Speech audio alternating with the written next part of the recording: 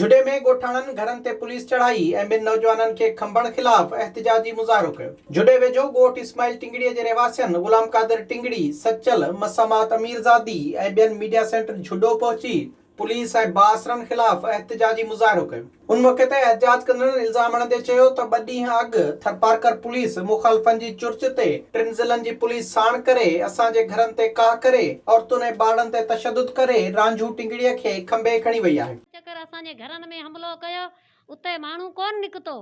हिकिड़े चक्कर उतां गिरफ़्तार माण्हू कोन कयो, उतां माण्हू निकितो, उतां वरी भॻा भाग में माण्हू कोन निकितो। वरी इस्माइल टंगड़ी जे ॻोठ में टोटल असांजा बिरादर वारा मोहम्मद बेसिक, बच्चल ऐं गुलदार टंगड़ी, पुलिस वारो सूबेदार नपीस जो, उन्हनि वञी हमलो कयो घरनि में, इस्माइल जे घरनि में।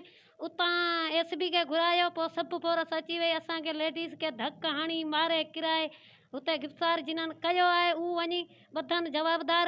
असीं ग़रीबनि कुझु कोन कयो, असां सां इंसाफ़ कयो वञे, असांखां नाक न कजे, हक़ कयो वञे। पोइ बीमार मुंहिंजो सीरत हालत छोकिरे मुंहिंजे जी आहे, उनखे बेदर्दी करे हितां झले पुलिस मारियो, बेहोश हो, पाणी विधऊं पे, हुन में सुरत न हुई, हुते खणी आन वामकुल जे घेर ते।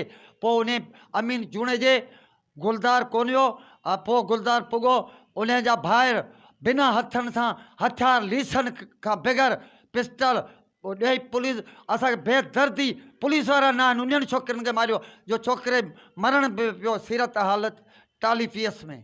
असां सां बेवाजिबी तमामु खां वठी सख़्त आहे। असांजो गुज़ारत आहे त गवर्नमेंट आहे कुझु असां जवाब गुज़ारो जा अदालत ठही वञे। एहतिजाज कंदड़नि सिंध हाई कोर्ट जे चीफ जस्टिस ऐं IG सिंध खां मुतालबो कयो त मामले जो नोटिस वठी तहफ़्फ़ुज़ ऐं इंसाफ़ फ़राहम कयो वञे। विज़िट कयो अवामी आवाज़ मीडिया ग्रुप जी वेबसाइट awamiawaz.pk